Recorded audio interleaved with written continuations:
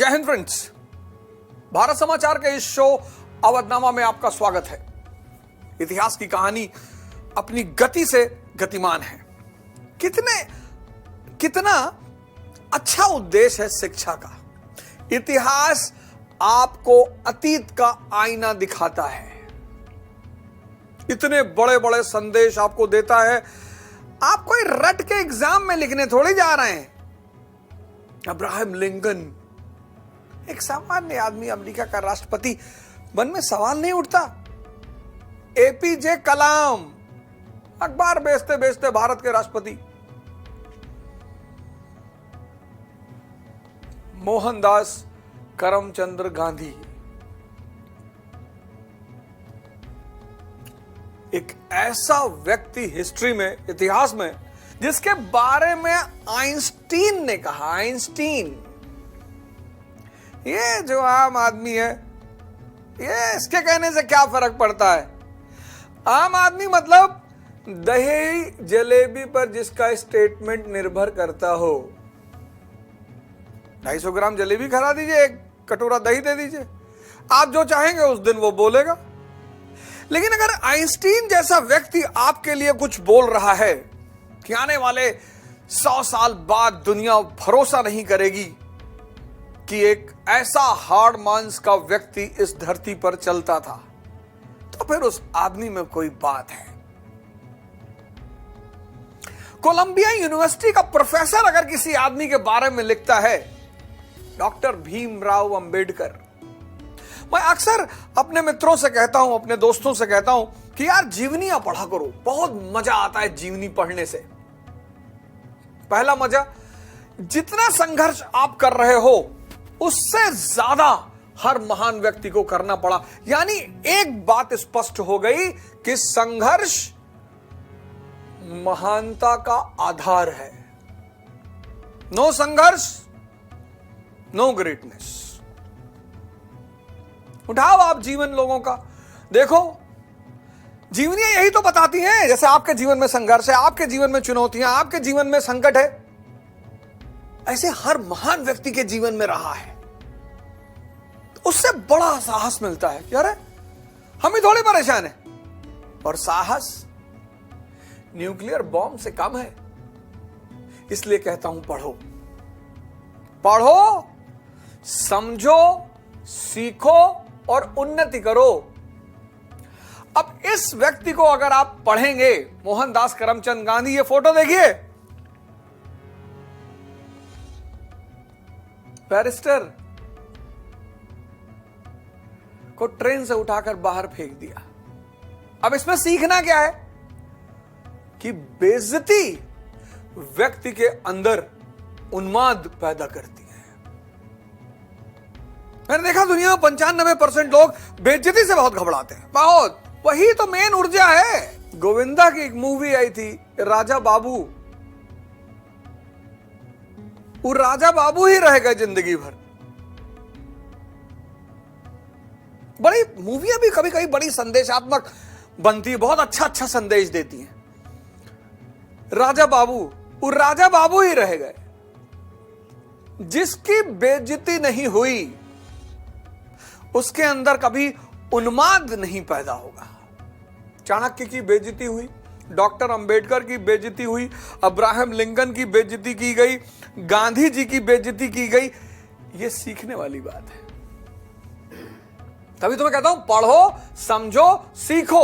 सीखना मस्ट है और उन्नति करो। 1917 में मॉन्टेग्यू चेम्सफोर्ड रिफॉर्म आ गया। उसने भारत के लोगों को वादा कर दिया कि भाई हम आपको और सुधार, राजनीतिक सुधार देने जा रहे हैं। एनी बेसेंट ने अपना होम रूल लीग रोक दिया। तिलक जी देश के बाहर चले गए वैलेंटाइन चिरोल के मुद्दे पर। और स्वतंत्रता आंदोलन की जो मूवी चल रही थी उसका इंटरवल हो गया। 1917 नेशनल मूवमेंट की जो मूवी है उसका इंटरवल, मूवी में आप देखते हो ना इंटरवल हो गया। लेकिन हिंदुस्तान के सिनेमा हॉलों में जब इंटरवल होता है तो बीच में ऐड चलाते हैं सब। इंडिया का पब्लिक है ना, एड चलाएंगे वॉशिंग पाउडर निरमा, अगले मूवी का ट्रेलर दिखाएंगे। अगर ऐसा ना करें, ये सीट में छेद कर देंगे, सीट ही उखाड़ देंगे। ये खाली बैठे यार, बताओ बोर हो रहा है, मन ही नहीं लग रहा है। उत्तर भारत में है, दूसरे की जेब में थूक देंगे, गुटखा खाए हुए हैं, बाहर जाएंगे नहीं। तो 1917 में इंटरवल, और इस इंटरवल के पहले भारत में इस महानायक का आगमन हो चुका है, मोहनदास करमचंद गांधी। इनकी जीवनी जरूर पढ़िए, माई एक्सपेरिमेंट्स विद ट्रुथ, बड़ा प्यारा नाम है ये। सत्य के साथ मेरे प्रयोग। आप करते ही नहीं, आप करते ही नहीं। कभी कभी झूठ में बर्बाद होकर देखिए, झूठ में दिवालिया घोषित करके खुद को देखिए, करिए ना कभी कभी ये सब प्रयोग करिए। अपने रिश्तेदारों को फोन करिए कि भैया सब पैसा डूब गया भैया, मकान अब बिक जाएगा भैया, गाड़ी बिक जाएगी भैया, लड़के बच्चे सब भीख मांगने लगेंगे भैया, अब हमें मदद चाहिए सबकी भैया। देखो कितने रिश्तेदार तुम्हारे दरवाजे पर आते हैं। आज के आदमी ने जीवन में प्रयोग करना बंद कर दिया है। करो, कोई जरूरी नहीं है कि जब मुसीबत आए तभी लोगों का चेहरा पहचान में आए। प्रयोग करो, प्रयोग। उस जीवनी में उस व्यक्ति ने ऐसी ऐसी बातें की, काम।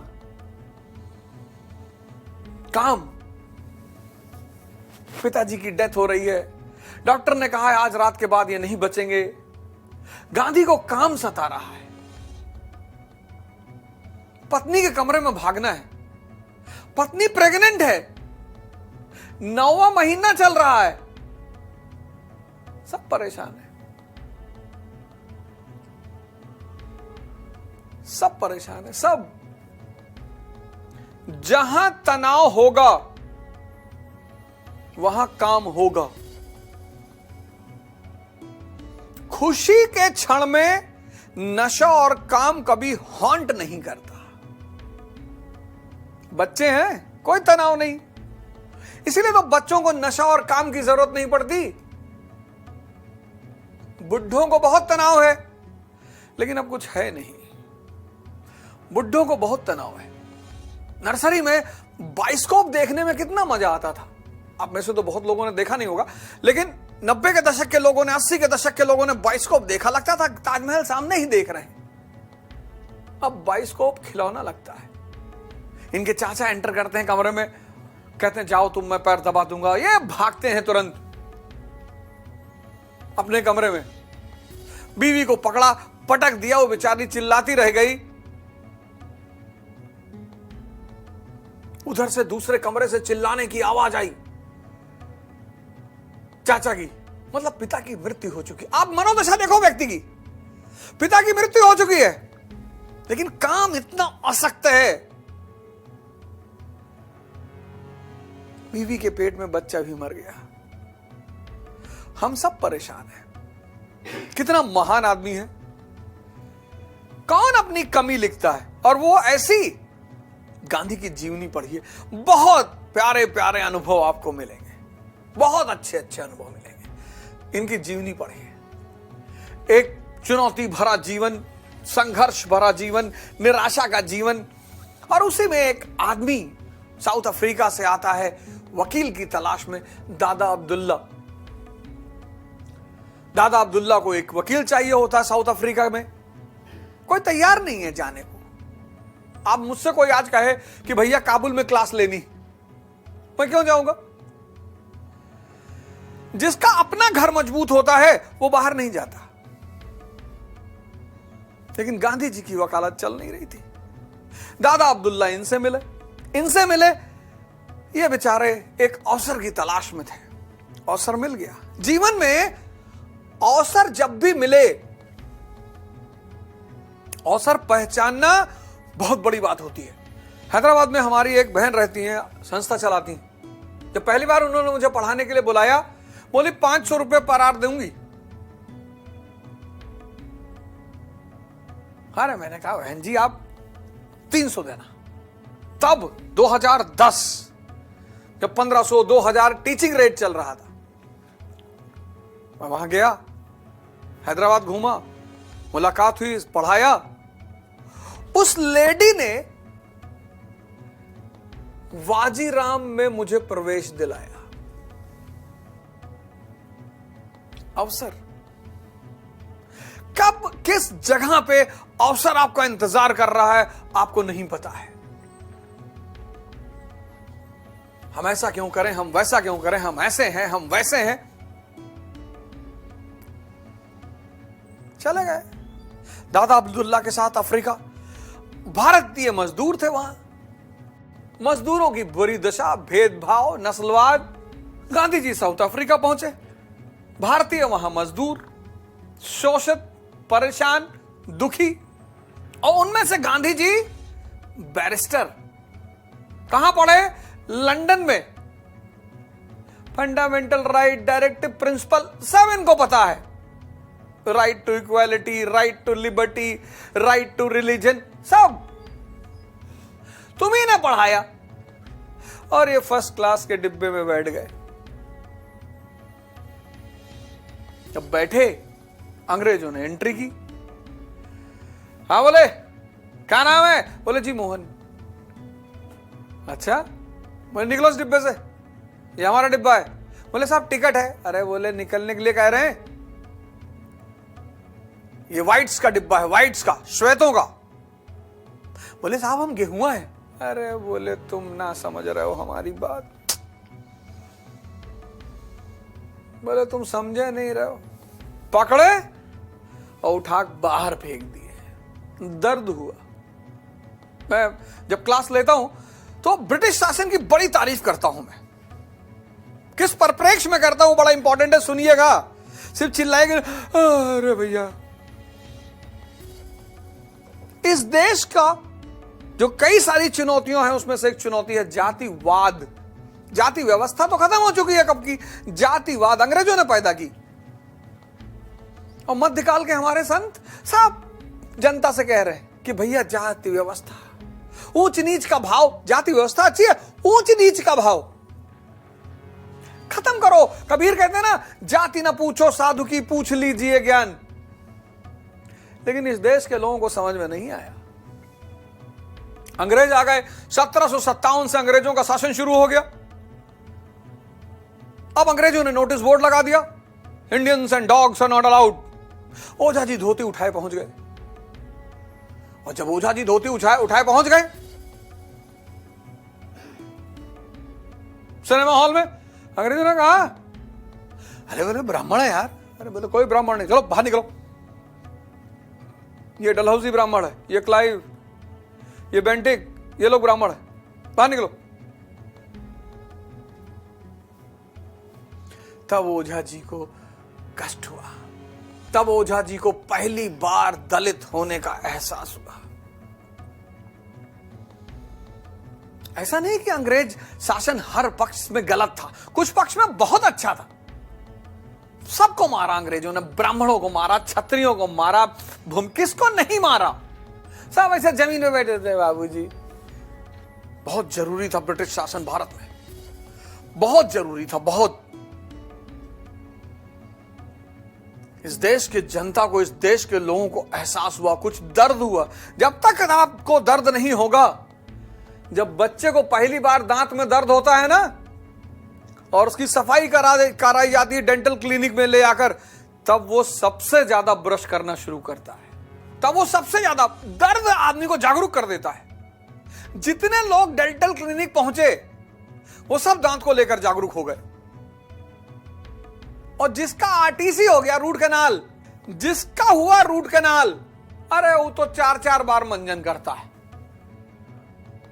कितनी भी सुविधा आ जाए, हल्का सा भी सुई यहां मसूड़े में गड़ाई जाएगी, असीम दर्द, असीम दर्द होश देता है। इसलिए तो अमिताभ बच्चन कहते हैं दर्द में भी कुछ बात है। तो कौन सी बात है? यही बात है, दर्द होश पैदा करता है, होश। इसलिए सबसे ज्यादा धार्मिक लोग अस्पतालों में पाए जाते हैं। दर्द हुआ, दर्द, बेइज्जती हुई, दर्द हुआ, और इसी दर्द ने इनके अंदर संघर्ष की एक भावना पैदा की। साउथ अफ्रीका में इन्होंने संघर्ष किया, दर्द था ही, संघर्ष शुरू किया। सब मजदूर, अंग्रेजों ने पीटा इनको, वहां पे पीटा या और खड़े हुए। जब ये खड़े हुए, पब्लिक ने हाथ जोड़ लिया कि अरे भैया तो बहुत महान आदमी है यार, हमारे लिए मार खा रहा है। और दुनिया में व्यक्ति को की सबसे बड़ी चाहत क्या है? सामाजिक एक्सेप्टेंस।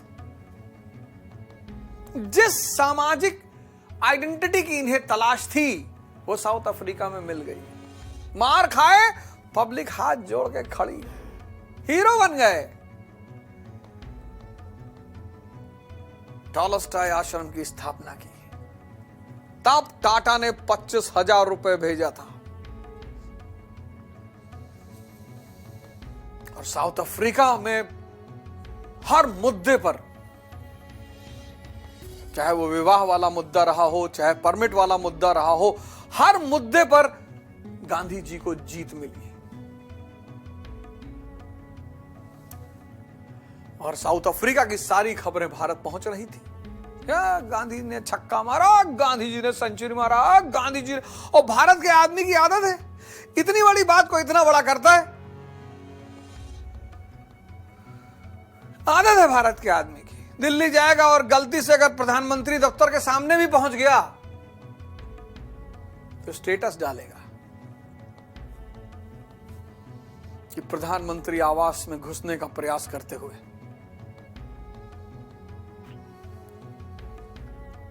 भगवान की असीम कृपा, भारत के गृह मंत्री के साथ एक कप चाय पिया, चाहे गृह मंत्री बैठा के गरिया ही रहा हो।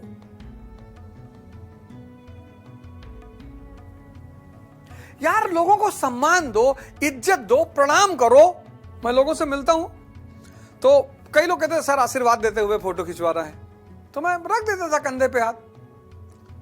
तो एक साहब ने फेसबुक पे स्टेटस डाला, ओझा सर के साथ विचार विमर्श करते हुए। कुछ लोग मैसेज करते हैं सर आज मेरा बर्थडे, प्लीज अपनी वॉइस में एक मैसेज भेज दीजिए। सौभाग्य से जब मैंने वो पोस्ट देखा, मैंने कहा ये तो कह रहा था कि आशीर्वाद दे दीजिए। मैं 1000 बार कह चुका हूं, जो दूसरे की रोशनी में चमकते हैं वो सैटेलाइट हैं, कुछ नहीं कर पाओगे जिंदगी में।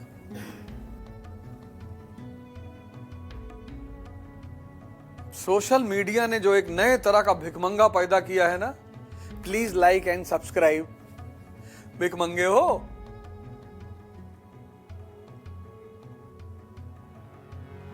आप बनाओ रील, आप बनाओ वीडियो, कुछ काम की होगी, उस वर्ग का आदमी आपको खुद ही लाइक एंड सब्सक्राइब करेगा।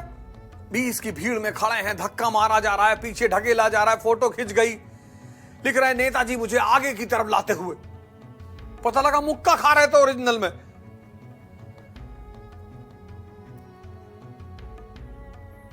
कि भैया फलाने के साथ गए थे और प्रधानमंत्री जी मिले और लेट गए तुरंत सर झुका के। ये तो आदत है। खैर, चूंकि विजयी होकर लौटे थे, और विजयी होकर जो लौटता है उसका सम्मान तो होता ही है, तो नाम तो पहले से आ रहा था और विजयी होकर लौटे। कब? 1915 में। 1915 क्या चल रहा है? विश्व युद्ध चल रहा है, पहला। अब गांधी जी जब साउथ अफ्रीका गए तो संसारी के रूप में गए, लौट कर आए तो महात्मा बन चुके थे। अब उनके साथ उनके शिष्य भी थे। तो जब भारत पहुंचे तो उनके सामने पहली चुनौती यह थी कि शिष्यों का रहना सहना कैसे किया जाए। तो आते ही उन्होंने साबरमती आश्रम के निर्माण का कार्य शुरू कराया। प्रायोरिटी से काम करना चाहिए आदमी को, ये नहीं पहुंचे गांव में कूद गए कहीं। आए साबरमती आश्रम, अंबालाल साराभाई ने पैसा देना शुरू किया, साबरमती आश्रम का निर्माण का कार्य शुरू हुआ। फिर उन्होंने कहा कि मैं 1 वर्ष इस देश में घूमूंगा, इस देश के लोगों से मिलूंगा, यहां की यथास्थिति देखूंगा। प्रथम विश्व युद्ध चल रहा था, अंग्रेजों ने कहा कि हम दमित कुचलित लोगों के अधिकारों के लिए लड़ रहे हैं। गांधी जी ने कहा बहुत अच्छा, अगर आप दमित कुचले हुए लोगों के अधिकारों के लिए लड़ रहे हैं, हम आपके साथ हैं, हम आपकी सेना में सिपाही भर्ती कराएंगे। तो गांधी जी को रिक्रूटिंग सार्जेंट भी कहा गया। लोग कहते रहे गांधी जी अंग्रेजों के टट्टू थे, उनकी सेना में सिपाही भर्ती कराते थे, बाकी लोग काहे नहीं लड़ गए। अंग्रेजों ने कहा कि हम दुनिया में जितने डिप्रेस्ड लोग हैं सबकी हक की लड़ाई लड़ रहे हैं, सबको न्याय दिलाएंगे, सेल्फ रूल दिलाएंगे। गांधी ने कहा यार बहुत अच्छा, फिर तो हम आपके साथ हैं। तो साबरमती आश्रम का निर्माण, 1 वर्ष का भ्रमण और ब्रिटिश गवर्नमेंट की सहायता। इन्हीं सारी घटनाओं के बीच एक घटना और घट गई। चंपारण 1917, वहां के किसान तिनकठिया पद्धति से बहुत परेशान थे, बहुत। लखनऊ का सेशन था, राजकुमार शुक्ल एक लोकल लीडर थे, बड़ा गांधी जी का नाम सुने थे। महात्मा महात्मा महात्मा आए गांधी जी से कहे कि बाबा बहुत परेशान है, ये अंग्रेज जो प्लांटर हैं वो हम लोग को बहुत परेशान कर रहे हैं, अपनी शक्ति कागज सबका फायदा उठाकर किसानों को बहुत शोषण हो रहा है, आप चले चलिए। पहले तो गांधी जी ने आनाकानी की, फिर चले गए। चंपारण बड़ा अहम स्थान है उनकी जीवन में, राजनीतिक जीवन में। 1917 चंपारण सत्याग्रह, चले गए चंपारण, तिनकठिया पद्धति। मैं किसान हूं, मैंने यूरोपियन प्लांटर से इंडिगो पैदा करने का समझौता कर रखा है और मेरे पास 10 बीघा खेत है। तो 10 बीघा खेत का मतलब यह हुआ कि अपने 10 बीघा के 3/20 हिस्से में मैं इंडिगो पैदा करूंगा। और चूंकि कट्ठा जो है वो लोकल यूनिट है बिहार की, 4 कट्ठा जमीन, 5 कट्ठा जमीन, तो उसको कहा गया तिनकठिया सिस्टम। गए गांधी चंपारण पहुंचे, चंपारण के कमिश्नर ने गांधी जी को ऑर्डर दिया कि आप निकलिए, आप चंपारण छोड़ दिए। गांधी जी ने कहा क्यों? अरे बोले क्यों, वो नहीं ऑर्डर है कमिश्नर का। 1917 में जब लोग कांस्टेबल के ऑर्डर का विरोध नहीं कर सकते थे, आज नहीं कर पाते, आज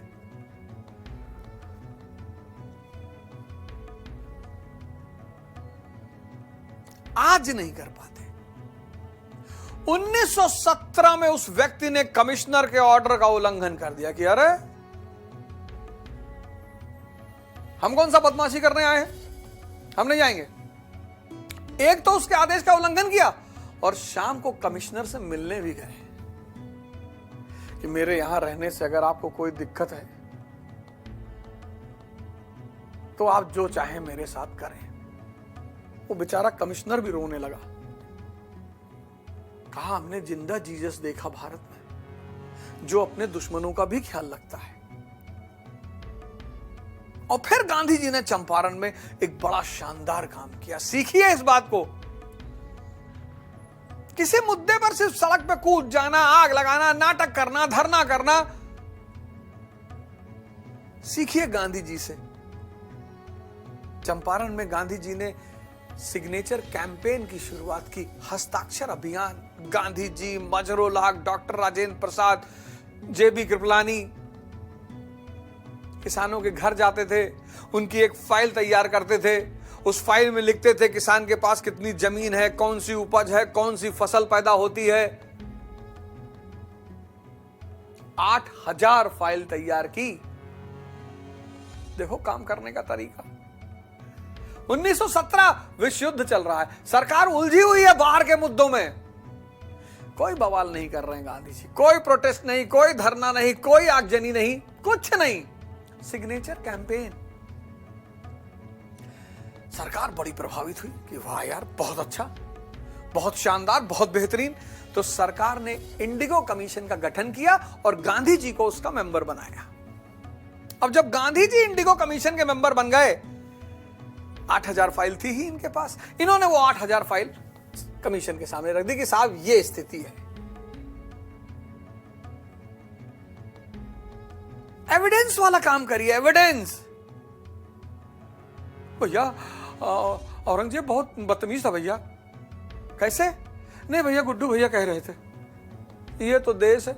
सुनकर सुनकर सुनकर आज इस देश की सबसे बड़ी समस्या यह है कि 90% लोगों का ज्ञान सुना हुआ ज्ञान है। 10th के बाद ह्यूमैनिटीज पढ़ी नहीं, हिस्ट्री पढ़ा नहीं, पॉलिटी पढ़ी नहीं। अब जो बता दो, जब प्यास लगे तो पानी पानी लिखो 100 बार, देखो प्यास बुझती है। पानी पीना पड़ता है। 8000 फाइल, काम करने का तरीका देखो। सिग्नेचर कैंपेन देखो, जनता भी खुश जब कमिश्नर के आदेश का उल्लंघन किया, जनता खुश। क्या रहे यार, क्या आदमी है यार, कमिश्नर की बात नहीं माने भैया, बहुत बहुकाली। जनता भी खुश, सरकार भी खुश। कमीशन के सामने एविडेंस, और जब कमीशन ने उस फाइलों की इंक्वायरी करवाई तो पता चला कि उसमें दिया हुआ सारा डाटा सही है। सरकार ने तिनकठिया पद्धति का अंत कर दिया और व्हाइट प्लांटरों से कहा कि 25% कंपेंसेशन दो। कौन कहता कि परिणाम नहीं आता? कौन कहता है कि परिणाम नहीं आता? तरीके सही होने चाहिए। अगर आप परेशान हैं जीवन में, तो मैं दावा कर सकता हूं अपने अनुभव के आधार पर कि उन सारी परेशानियों की वजह आप खुद होंगे। जैसे मैं कहता हूं ना कि आज सबको बाहर शक्ति चाहिए, पद चाहिए, पैसा चाहिए, अंदर कुछ है ही नहीं। नीम के पेड़ की दतुईन की जाती है। नीम,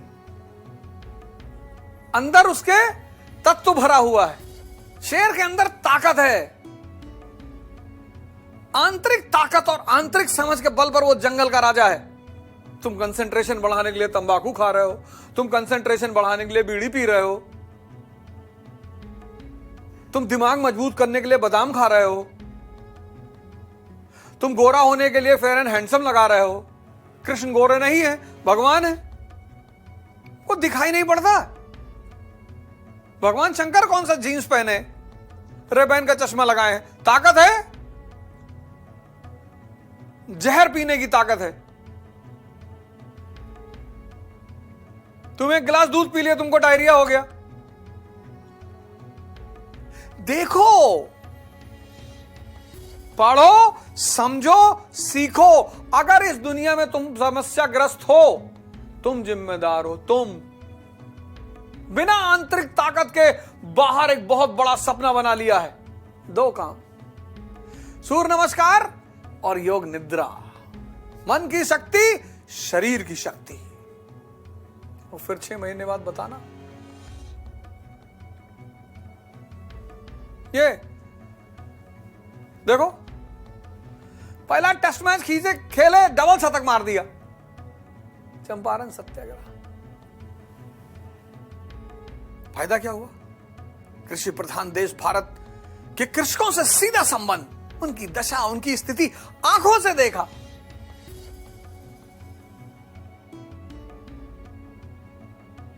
आंखों से देखा, आंखों से रहा, साथ उनके रहे, एहसास किया।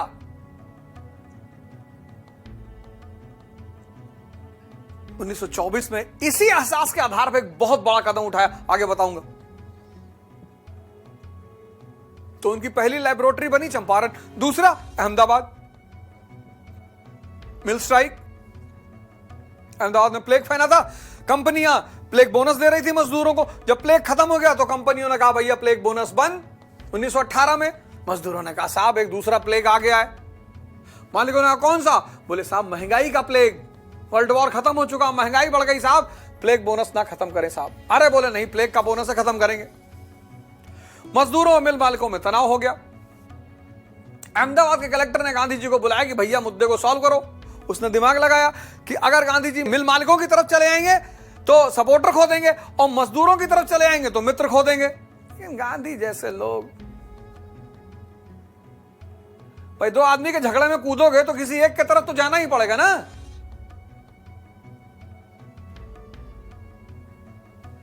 किसी एक की तरफ तो जाना ही पड़ेगा। गांधी गए, ट्रिब्यूनल बना दिया। कहा 5 मिल मालिकों की तरफ से, 5 मजदूरों की तरफ से, बैठ के मुद्दा सॉल्व कर लो। हमें क्यों बीच में डाल रहे हो? विवेक, हजारों लड़के हमसे पूछते हैं बाबूजी ध्यान कैसे करें। अरे भैया ध्यान करना नहीं है, ध्यान देना है।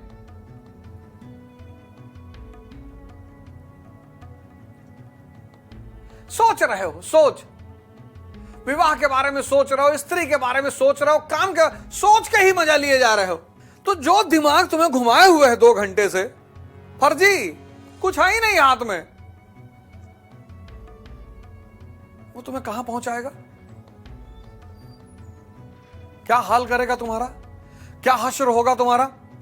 ये है ध्यान। मंदिर के अंदर जा रहे हो, देख रहे हो बाहर एडिडास की चप्पल रखी है, अंदर वही तुम्हारा चल रहा है कि बड़ी शानदार चप्पल है, कहीं पहन के निकल ले तो ज्यादा अच्छा रहेगा। तुम जहां हो वहां नहीं हो।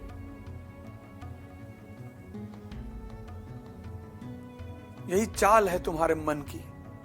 जब तुम पिक्चर हॉल में हो तब तुम पढ़ाई के बारे में सोच रहे हो, जब तुम पढ़ रहे हो तो तुम पिक्चर हॉल के बारे में सोच रहे हो। अगर ऐसी मनोदशा रहेगी तो कुछ जीवन में हो पाएगा? तो जब पिक्चर हॉल में रहो तो पिक्चर हॉल का मजा लो, सीटी बजाओ इतना कि पर्दा फट जाए, और जब पढ़ रहे हो तब किताब को का मजा लो, तो ना पढ़ लो कि पन्ना फट जाए। बस यही ध्यान है। आईएएस की तैयारी शुरू किए, पहले दिन से सोचना शुरू कर दिए, नहीं हुआ तो नहीं होगा। यहां किसी चीज की गारंटी है जिंदगी में मौत को छोड़कर?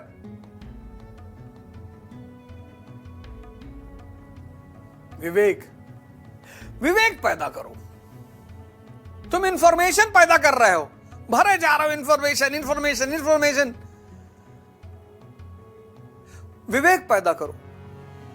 तुम्हारे पिताजी चपरासी हैं, तुम आईएएस की तैयारी कर रहे हो, स्वाभाविक सी लोग तुम्हारी हंसी उड़ाएंगे क्या, और कलेक्टर बनने जा रहे हो। तुम्हें इस बात को सोचना चाहिए कि सही तो कर रहे हैं यार। एक चपरासी का बेटा राजा बनने के बारे में सोच रहा है तो लोग मजाक नहीं करेंगे? विवेक। 5 मजदूर की तरफ से, 5 मिल मालिक की तरफ से ट्रिब्यूनल बना दिया, कहा आपस में फैसला कर लो। मिल मालिकों ने कहा कि जो प्लेग बोनस है उसका 20% देंगे। गांधी जी ने कहा ऐसा ना करो यार। फिर गांधी जी ने एक बड़ा साइंटिफिक तरीका निकाला, मिल मालिकों का प्रॉफिट निकाला कि उनका लाभ कितना हो रहा है, तत्कालीन महंगाई का दर निकाला, मजदूरों का वेतन निकाला, और ये सब निकाल के कैलकुलेट किया। देखो वॉलंटरी नहीं कह रहे हैं, 3 चीज निकाली, एक महंगाई की दर, एक मजदूरों का वेतन, एक मिल मालिकों का फायदा। 3 चीज निकाली, कैलकुलेट किया, तो मिल मालिकों से कहा कि बाबूजी 35% दे दो। 20 वो दे रहे थे, बोले 35 दे दो। देखो वॉलंटरी नहीं, कैलकुलेशन। भावुक हो गए नहीं, रैशनल। तुम्हारी दोस्त ने तुमको फोन कर दिया, मेरी पढ़ाई नहीं हो रही है, 2-3 दिन से घर वालों की बड़ी याद है, पापा की बड़ी याद। अरे तुमने कहा मैं आ रहा हूं। अरे अरे अरे अरे अरे अरे पूनम तुम टेंशन लो, मैं बस आ रहा हूं, तुम दुखी मत हो पूनम, मैं आ रहा हूं। तुम 6 घंटा उसके साथ बैठे हो क्योंकि उसको घर की याद आ रही थी। तुम भीख मांगोगे। पूनम बीमार है, उसको हॉस्पिटल ले जाओ, इलाज कराओ, यह मानवता है। मानवता और बेवकूफी बड़ा थिन लाइन का डिफरेंस है दोनों में। किसी ने तुमसे कह दिया, किसी दोस्त ने तुम्हारी, कि मेरे मम्मी पापा का झगड़ा हो गया, वो लोग बात नहीं कर रहे, मेरा भी मन नहीं लग रहा है। अरे तुमने कहा चलो तुम हरिद्वार घुमा के लाते हैं तुमको।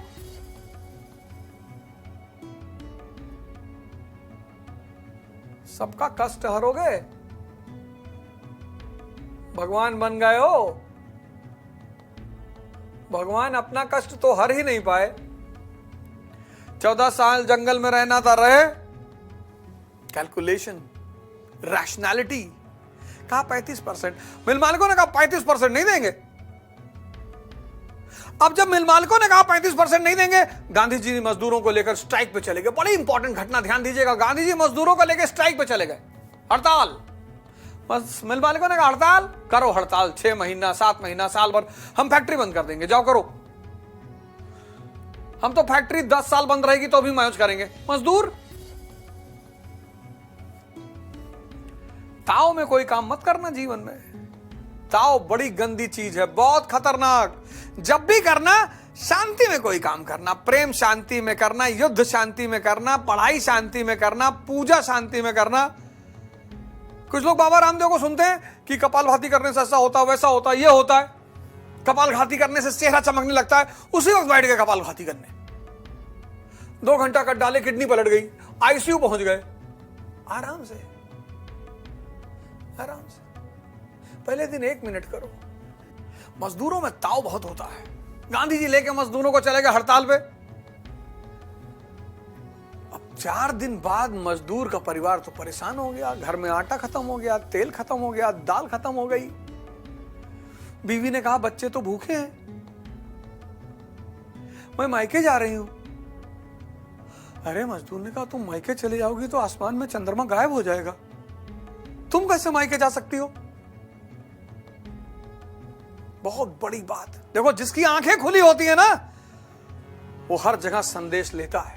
और धीरे धीरे मजदूर हड़ताल से वापस जाने लगे। और यही गांधी को सबसे बड़ा राजनीतिक संदेश मिला कि आम आदमी हमेशा नहीं लड़ सकता।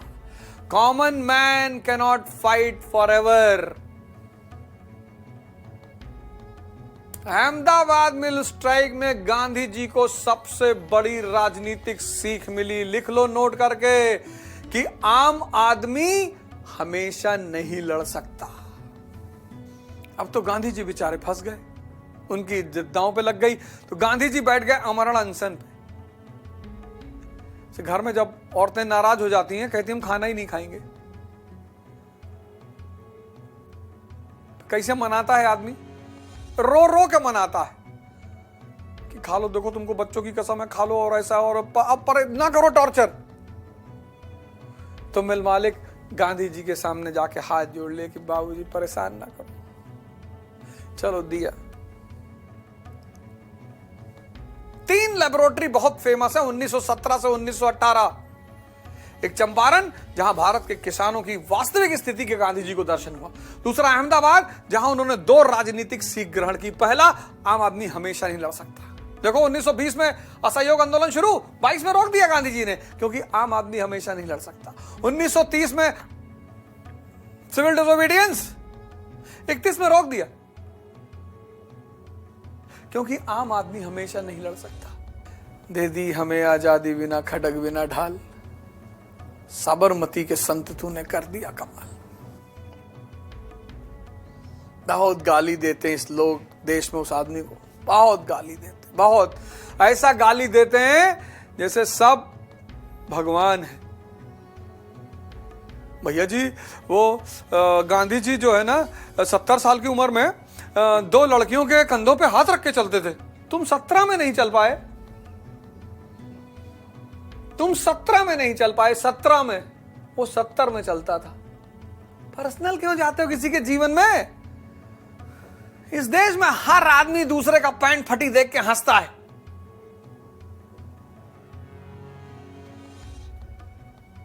हर आदमी। पर गांधी। आज के एपिसोड में बस इतना ही। अगले एपिसोड में आपसे फिर मुलाकात होगी। जय हिंद।